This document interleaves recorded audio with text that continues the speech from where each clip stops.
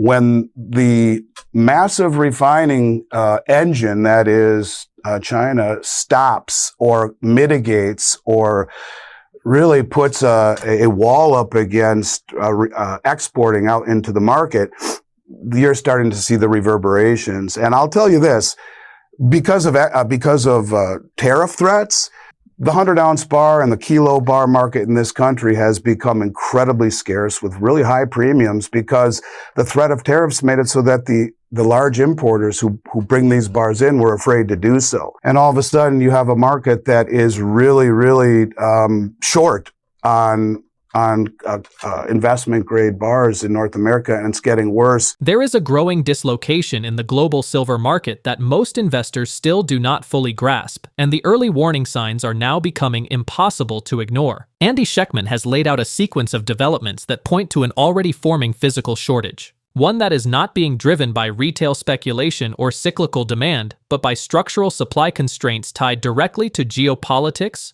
trade policy, and sovereign priorities. What makes this moment especially significant is that these pressures are emerging quietly, beneath the surface of largely unchanged headline prices, while the physical market itself is tightening at an accelerating pace. The silver market is not reacting yet, but the metal is moving. At the center of this situation is China's decision to restrict refined silver exports, combined with mounting bottlenecks in Switzerland's re-refining system and tariff-related disruptions across North America. These are not abstract policy choices. They are already translating into scarcity of investment-grade bars, rising premiums, and delayed availability for the very products most retail buyers depend on. What should concern long-term holders is not just that supply is tightening, but that it is doing so before mainstream capital has shown up, and before the broader market has adjusted its assumptions about availability. When physical metal becomes difficult to source at the wholesale level, the repricing process does not begin gradually, it begins abruptly. Before we go deeper into why this matters, especially for those holding physical silver, I want to pause here for a moment. If you are over 50, if you have spent decades building your savings, and if you either own silver or are considering adding it as a form of long-term protection, this channel is built for you. Take a second to subscribe, and leave a comment letting us know where you're watching from. Whether that's California, Florida, Texas, Arkansas, or somewhere outside the US.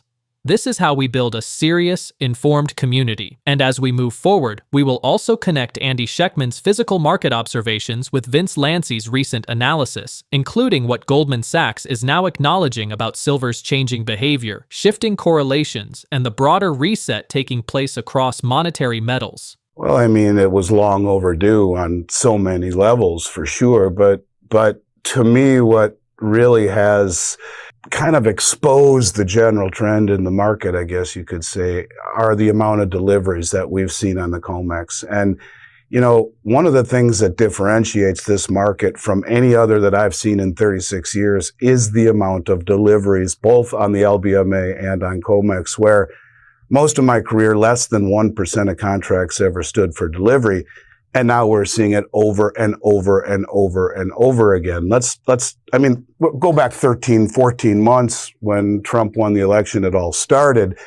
But let's talk, for example, just last month, December, we saw 12,575 contracts, which was a new all-time high for the month of December of silver delivered, which is 62,875,000 ounces delivered into COMEX. Now, if a mint box of silver Maple Leafs or Eagles weighs 42 pounds, imagine what 62,875,000 ounces is all about. You're talking many semi-truck trailers worth, and much of this, not all of it, but much of it leaves the COMEX. So who is the entity or entities standing for delivery? The lack of journalistic integrity is shocking to me across the mainstream, as this has been going on, not in an isolated one-off. This has been going on over and over and over again for going on 14 straight months. Now, here we are in January, month to date. We're looking at about 6 trading days so far, and we've already seen 5,451 gold contracts stand for delivery at 100 ounces apiece. That's 545,100 ounces of gold at times what, $4,400, you're into the billions of dollars 6 days in, and 6,321 silver contracts issued and stopped. In other words, someone took possession of it within the COMEX confines, moving it into an eligible category, which means it's not for sale. That's 31,605,000 ounces in 6 days. Now, this is what we have been seeing over and over and over and over again. And so to me, there's not much more you need to see. Much of everything else we see is noise. Of course, we can say, yes, the United States government created a critical mineral designation for silver. Certainly that's very bullish. And the same thing happened at the end of 23 with the European Union. They did the same thing. And then in retaliation to all of this, I guess you can say, everyone is focusing on the Chinese export ban or massive, I guess you could say, they are going to limit massively what leaves the country in terms of exports. All of the refineries that were exporting need to apply for a license out of Beijing, and the qualifications have become far more stringent. A much fewer set of companies will be allowed to export, and they have to be state sponsored. Well, the state doesn't want to issue silver because one thing that wasn't really caught as much, even by this industry, is the memorandum that came out in November where the Chinese said, we are going to reprioritize exporting silver for national security, for domestic priorities. So in essence, you have a race going on, not by two brothers in 1980, the Hunt brothers, who realized there were more contracts than bars and tried to buy up all the contracts and stand for delivery. No, this is sovereign nations and I guess you could say prioritizing national security. And it's a different thing altogether. But I'll just simply say this, Charlotte.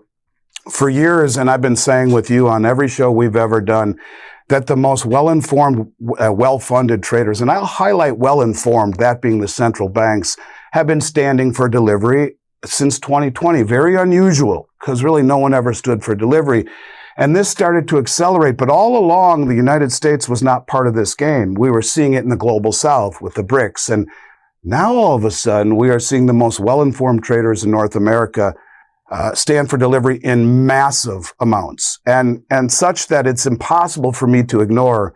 And I just wonder where all the experts, the so-called experts, are in the mainstream, the Jim Cramers of the world, who haven't even said, you know, it's interesting. Who's bringing in hundreds of billions of dollars of metal into the COMEX?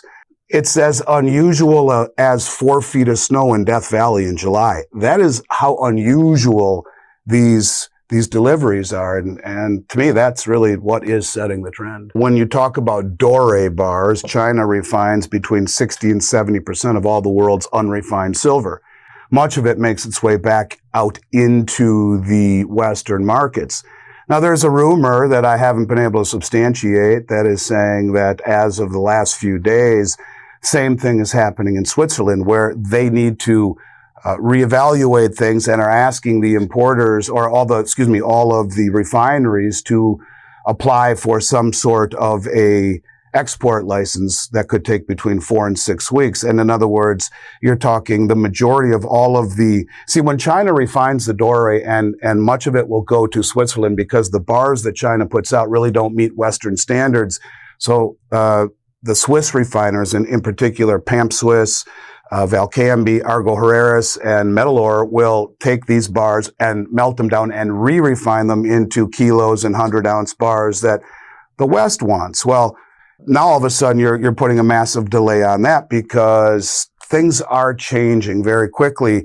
When the massive refining engine that is China stops or mitigates or really puts a wall up against exporting out into the market, you're starting to see the reverberations. And I'll tell you this, because of tariff threats, the 100-ounce bar and the kilo bar market in this country has become incredibly scarce with really high premiums because the threat of tariffs made it so that the large importers who bring these bars in were afraid to do so. So now you put in these export restrictions and problems with the refining in Switzerland. Nothing's coming in from the Royal Canadian Mint. They make 100-ounce bars because of the tariffs. And all of a sudden you have a market that is really, really short on investment grade bars in North America, and it's getting worse. And this is without very little mainstream participation at all. I think it's something to certainly be concerned about if you're looking for 100-ounce bars, or if you're running a company like mine. It's becoming very difficult to find what is normally the easiest product to get. Building on Andy Schectman's point, what makes today's market different is that large amounts of real gold and silver are now being taken out of the COMEX and LBMA on a regular basis. In the past, futures contracts were mostly paper trades and almost never ended in physical delivery, but that has changed. Month after month, millions of ounces are being delivered and then moved out of sellable inventories, meaning the metal is no longer available to the market. This is not short-term speculation. It is long-term stockpiling, mainly by governments and large institutions that prefer to hold the metal itself rather than paper claims. Since 2020, this behavior has spread from gold into silver, at the same time that the US and EU have labeled silver a critical material. When governments secure a resource for strategic reasons, less of it reaches the open market, and seen this way, the very high gold-to-silver ratio reflects a market price that has not yet adjusted to tighter real-world supply. This is where Vince Lanci's framework becomes especially useful, because it places these physical developments within a broader macro and market structure context. Lanci argues that silver is now undergoing the same kind of beta reset that gold experienced over the last several years, where traditional correlations temporarily cease to function. In gold's case, rising prices occurred alongside higher real yields and a strong dollar, conditions that previously would have suppressed performance. That anomaly was not random. It reflected a structural repricing driven by monetary credibility concerns. According to Goldman Sachs, that same process is now beginning to express itself in silver. The first and most important story: the Department of Justice is opening a criminal probe into Fed Chair Powell. Federal Reserve Chair Jerome Powell has been subpoenaed as the Justice Department opens a criminal probe into the Fed's headquarters renovation and related congressional testimony. Powell says the case is politically motivated and tied to monetary policy pressure. Markets reacted swiftly, with the dollar weakening, gold hitting records, and equities slipping. Very briefly, whether it has merit or not doesn't matter. It was done. And that shows to the rest of the world that the rule of law is bendable. By who, we don't know, but it's bendable. Over the weekend, we put out an analysis. We consider it must read if you're a silver person. We view the development as important. Goldman Sachs put out a report that closely mirrors what the bank wrote about gold in 2024. At that time, we had highlighted that gold's beta was changing and traditional correlations were temporarily suspended. Goldman stated then that the beta of gold is resetting higher. Quote, that language validated what we had already seen observing in 2023 and 24. The same framework is now being applied to silver. The old neo-Keynesian correlation structure is resetting at higher levels. Business as usual is no longer operating under those old assumptions. Structural change is now expressing itself in silver, just as it previously did in gold. We maintain our standard caveats and list them at the bottom of our analysis. The beta reset pattern is spreading, and monetary metals will never be viewed the same way again. Next up, the bullion banks are now talking about seasonality. Does gold have a January effect? January has historically been one of the strongest months of the year for gold. Over the past 10 years, approximately 70% of Januaries have closed in positive territory. This pattern remains consistent when measured across longer horizons of 15, 20, and 25 years, according to Deutsche Bank. Median returns in January over the past 25 years have been close to plus 3%, positioning January as the most reliably bullish month for gold on a seasonal basis. So that's it. Let's look at the markets. All right, I want to start with an actionable idea. Your action, not mine. I'm not telling you what to do. Common sense disclaimers. I said if we get above this all-time high, the wick, that we had a measured move. You know what? We do. I mean, it doesn't get any more perfect to have this conversation. Whether it happens or is profitable or not, we don't know. But this is the perfect moment to have this conversation.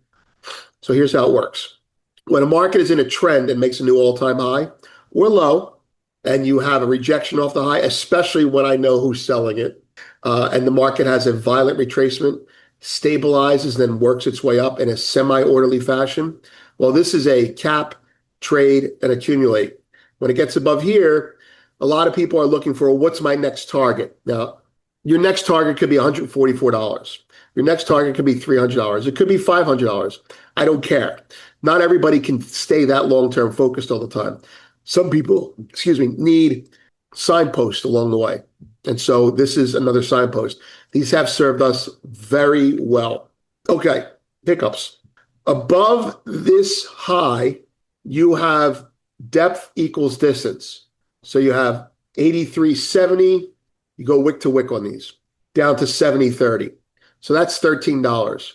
That puts us at $96. Now, let me just back it off a little bit, just to hedge my own enthusiasm. 83, we'll put a fine point on it for everyone that needs to be pinpoint on this. Above 83.75, 71.50, so let's call it 71.75, $12. 92.75. That's a target. Your targets on the upside, they can be based on Fibonacci, they can be based on Gann lines, they can be based on all kinds of things. They can be based on measured moves, 132%, 166%, what have you, right? But there are three ways to look at markets when we're at this stage. One is it just doesn't matter. We're going up, right? That's the I've been long and bullish forever mindset. They don't need to have this conversation. They're not watching this show, right? Then there's the people like Michael Oliver that say, look, I'm very convinced that it's going to anywhere from $150 to $300. And he has his indicators that say that. And those are things, and I have a similar mindset stemming from my understanding of critical minerals and what happens to them.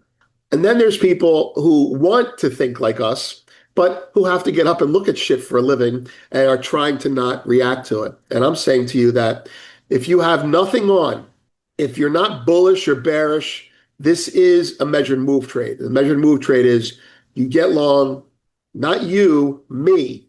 I got long right here, right now.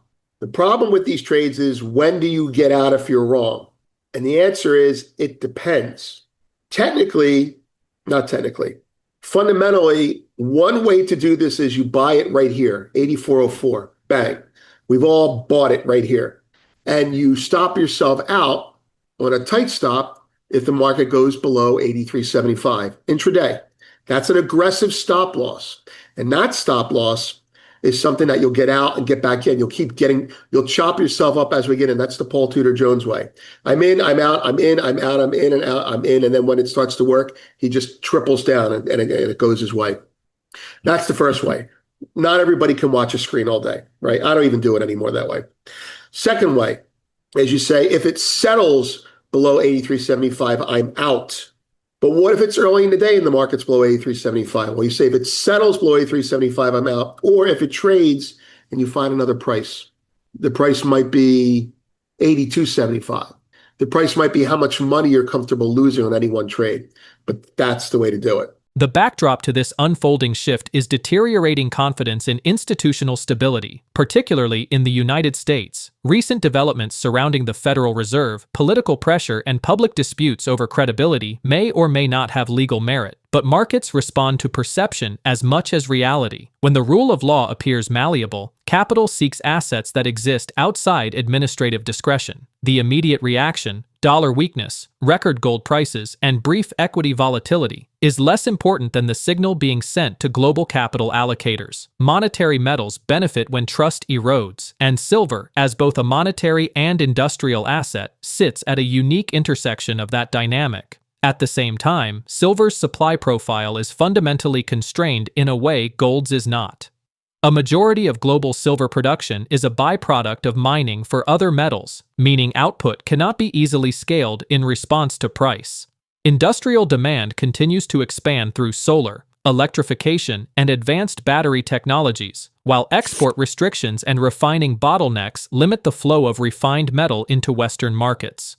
When supply is inelastic and demand is policy-driven, price discovery becomes compressed, often remaining dormant until inventories reach a threshold where delivery obligations collide with availability. For investors, the key takeaway is not a specific price target, but a recognition that the silver market is being redefined by forces outside traditional technical and cyclical analysis. Physical tightness, sovereign accumulation, regulatory designation, and changing institutional behavior collectively suggest that silver is transitioning from a marginal monetary metal to a strategically contested resource. In such environments, volatility is not a sign of instability. It is a symptom of repricing. Those waiting for confirmation from mainstream narratives often discover that the adjustment has already occurred. As always, none of this is financial advice, but it is a framework for understanding what is unfolding beneath the surface of the paper markets. If you found this analysis useful, make sure you're subscribed, share it with someone who owns physical metals, and leave a comment below with your thoughts and where you're watching from. This channel exists to cut through noise and focus on structure, incentives, and reality. Thank you for spending your time with us, and I'll see you in the next video.